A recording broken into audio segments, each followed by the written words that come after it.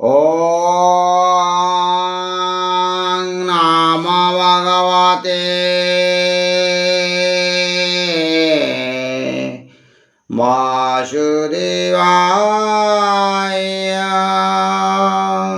श्रीकृष्णाय गोविन्दाय गोपीजनवल्लभाय नमो नमो। जय जगन्नाथ स्वामी नारायण पथगामी भवतु श्रीकृष्ण गोविंद हरि मुरारी नाथ नारायण वासुदेव प्रभु। हे विश्व जगत गुरु जगत ठाकुर जगत नारायण दीनबंधु दयाल ठाकुर कोटि ब्रह्मांड कवलर ठाकुर प्रभु आपण कोमल पाद पद्म ब्रह्म मुहूर्त भक्तर अनंत कोटि प्रणाम। ब्राह्मण गुरु मातृशक्ति महेशी माँ मान को समस्त भक्त वृंदमान को मोर अनंत कोटि मत हलुटा प्रणाम।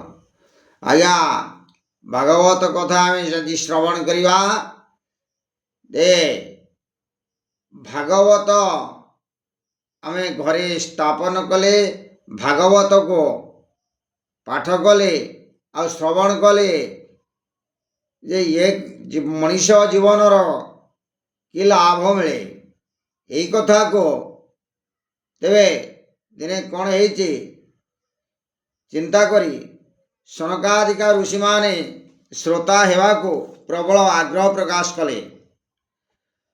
सुत श्रोता को परम साधुवाद देले।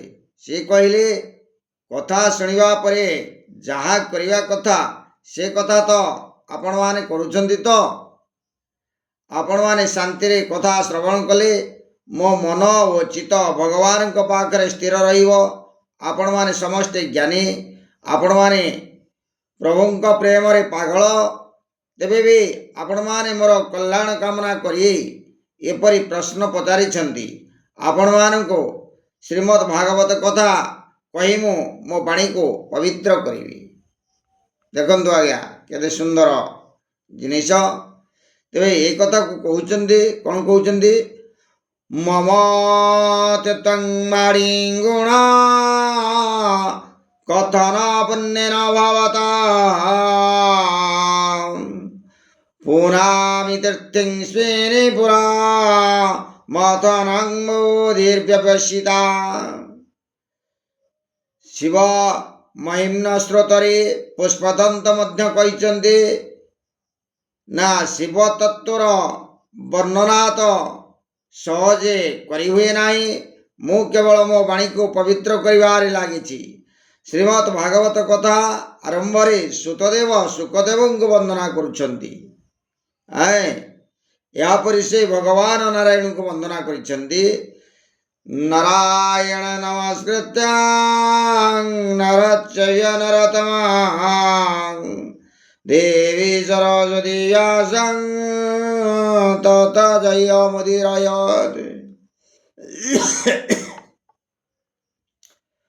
मनुष्य मध्य श्रेष्ठ भगवान को अवतार नर नारायण और ऋषि मान को सरस्वती देवी को एवं श्री व्यास देव को नमस्कार करुछि।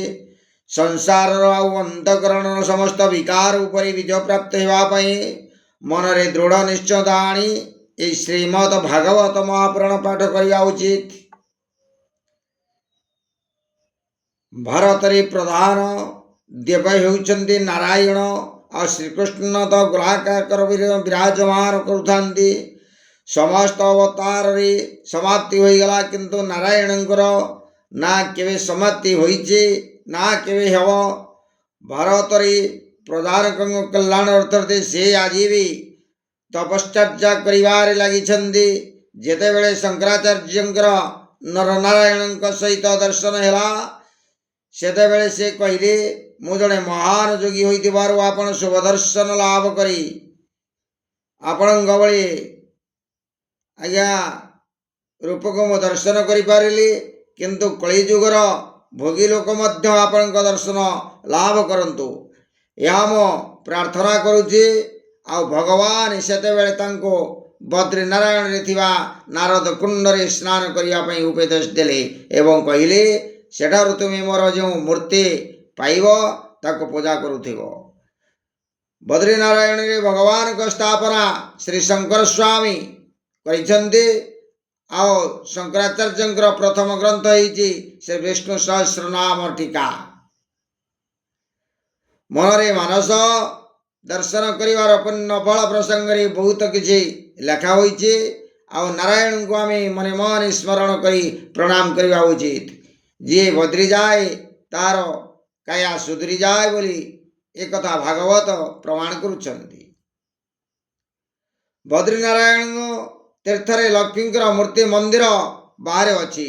ଆଉ ତପସ୍ୟାରେ ସ୍ତ୍ରୀ ଦ୍ରବ୍ୟ ସନ୍ତାନ ବର୍ଗଙ୍କ ସଙ୍ଗ ବାଧାଦାୟୀ ହୋଇଥାଏ। ଶ୍ରୀ ନାରାୟଣ ଲକ୍ଷ୍ମୀଙ୍କୁ କହିଛନ୍ତି ତୁମେ ବାହାରେ ବସି ଧ୍ୟାନ କରୁଥାଅ, ମୋ ଭିତରେ ବସି ଧ୍ୟାନ କରୁଛି। ଦେଖନ୍ତୁ କେତେ ସୁନ୍ଦର କଥା। ଜଣେ ଭକ୍ତ ଥରେ ବଦ୍ରିନାରାୟଣ ପୂଜକକୁ ପଚାରିଲେ, ଏବେ ଥଣ୍ଡାରେ ଭଗବାନଙ୍କ ପୂଜାରେ ଚନ୍ଦନ ବ୍ୟବହାର କାହିଁକି କରୁଛନ୍ତି?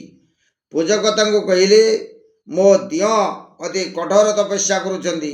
ଘୋର ତପଶ୍ଚର୍ଯ୍ୟାରେ ଥିବା ମୋ ଦିଅଙ୍କ ଶକ୍ତି ଏତେ ବଢ଼ିଯାଉଛି ଯେ ତାଙ୍କ ଦେହର ତାପ ଖୁବ୍ ବଢ଼ିଯାଉଛି। ତେଣୁ ଚନ୍ଦନରେ ମୁଁ ତାଙ୍କୁ ପୂଜା କରୁଛି।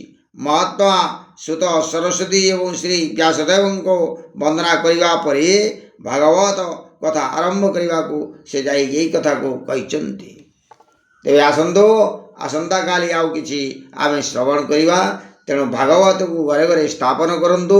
ଆଉ ଭାଗବତ ଏଭଳି ଏଇ କଳିଯୁଗର ଶାସ୍ତ୍ର ଯେ କେବଳ ହେଉଛି ମୁକ୍ତିର ରାସ୍ତା ହେଉଛି ଭାଗବତ ଶ୍ରବଣ କରିଲେ, ପଠନ କରିଲେ ଆମେ ମୁକ୍ତି ପାଇବା। ଜୟ ଶ୍ରୀକୃଷ୍ଣ।